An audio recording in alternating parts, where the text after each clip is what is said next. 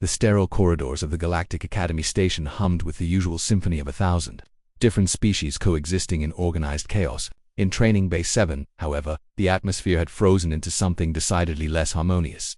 This is absolutely unacceptable. Commander Zixtar's chromatophores flashed angry crimson across his cephalopod-like skin, his 6 eyes fixed on the human cadet standing before him.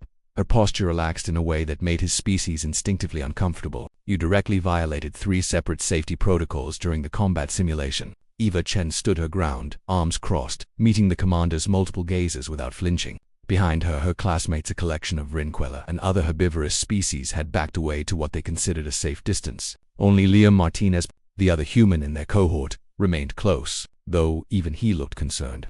With respect, Commander Eva said, her voice level, I completed the objective in half the projected time with 0 casualties. 0 casualties in a simulation. Zixtar's tentacles writhed in agitation. You charged directly into a fortified position without reconnaissance, without backup, without fear. Eva finished. Yes, sir. A collective gasp rippled through the assembled cadets. One did not interrupt a superior officer, especially not Commander Zix, whose species had evolved on a world where aggression was completely absent from the evolutionary playbook. Liam stepped forward, attempting damage control. Commander, what Eva means is, I know exactly what she means. Zixtar cut him off, his skin now pulsing between red and a sickly yellow. This is the problem with your species. You Deathworlders bring your violent instincts into every situation. The safety protocols exist for a reason. The safety protocols, Eva countered, her jaw tightening, were designed by species who spent millions of years as prey. No offense intended, sir, but they don't account for predator tactics. The silence that followed was absolute. Even the ambient station hum seemed to quiet. Commander Zixtar's skin went pale, nearly white. In Vrin culture, what Eva had just said was tantamount to calling him a coward. Cadet Chen, you are dangerously close to disciplinary action. Need I remind you that humanity's admission to the Galactic Coalition was conditional on your species' ability to restrain your predatory nature? I am restrained, sir. Eva's voice remained calm, but something in her eyes had gone cold and hard. If I wasn't, we wouldn't be having this conversation. Liam put a hand on her shoulder, a gentle warning, but Eva shrugged it off. She reached up and deliberately pulled down the shoulder of her uniform, exposing her bare skin. The tattoo was magnificent and terrible, a tiger, rendered in exquisite detail, its amber eyes seeming to stare directly at each observer, its fangs bared in a silent roar. The big cat's muscles were bunched, ready to spring, captured in that perfect moment before the kill. Do you know what this is, Commander? Eva asked, her voice soft but carrying clearly through the bay. Zixtar's chromatophores had gone completely white. Several cadets had actually fled the bay. Autor. A predator, one of your Earth predators, a tiger, Eva confirmed. Panthera tigris, apex predator, 300 kilograms of muscle, bone, and killing instinct. Where I come from, this animal was worshipped as a god of war. She paused, letting that sink in. But do you know what humans did to it? The commander said nothing, his tentacles now completely still. We hunted it nearly to extinction, Eva continued. Then we felt bad about it, so we brought it back from the brink. We studied it, protected it, created entire preserves for it. We did this while we were still confined to a single planet, while we were still fighting wars among ourselves. She pulled her uniform back up. We are predators, Commander, but we are also the only predators in the known galaxy who learned to chain ourselves. Liam watched his friend with a mixture of pride and concern. He understood what she was doing. Yeva always understood the psychology of a situation better than anyone gave her credit for.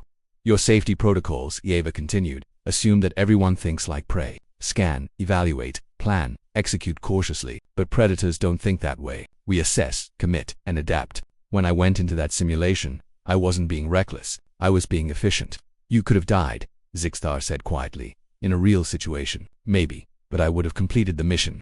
Ava's expression softened slightly. Commander, I'm not saying your protocols are wrong. For most species in the Coalition, they're perfect. But humanity didn't claw its way to the top of Earth's food chain by being cautious. We did it by being smart, adaptable, and yes, aggressive when necessary. Liam finally spoke up. What Eva is trying to say, sir, is that maybe the protocols need modification, not replacement. Just recognition that humans bring different capabilities to the table. Commander Zixtar was silent for a long moment, his chromatophores slowly cycling through colors as he processed. Finally they settled on a thoughtful purple. The tiger, he said slowly. You said your people worshipped it, then nearly destroyed it, then saved it. Yes, sir. Which of those actions defines humanity? Eva smiled, and for the first time, it wasn't a predator's smile, it was genuine. All of them, Commander. That's exactly the point. We're capable of all three. The trick is knowing when to deploy which capability.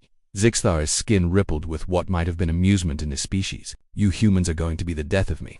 With respect, sir, Liam interjected with a grin. We're more likely to be the reason you survive whatever's out there in the dark, that even predators should fear. The commander's tentacles twitched the Vrin equivalent of a reluctant laugh. Report to strategic studies. Both of you. If we're going to integrate human tactics into coalition protocols, we'll need humans who understand why their way of thinking terrifies the rest of us. He paused. And Cadet Chen, sir, keep the tattoo covered during official functions. But perhaps it's good that we remember what humans are, beneath the uniforms and the civility.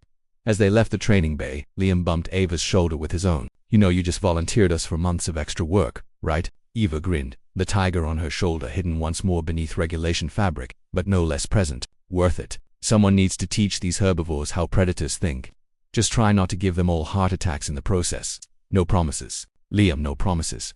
Behind them, the other cadets slowly filtered back into the bay, whispering among themselves about the human cadet who had bared her shoulder and shown them what humanity really was, predators who had chosen to be something more, but who had never forgotten what they were born to be. In the dark between stars, where threats unknown lurked beyond the light of civilization, the Galactic Coalition would need that reminder. They would need the tigers and the humans who wore them.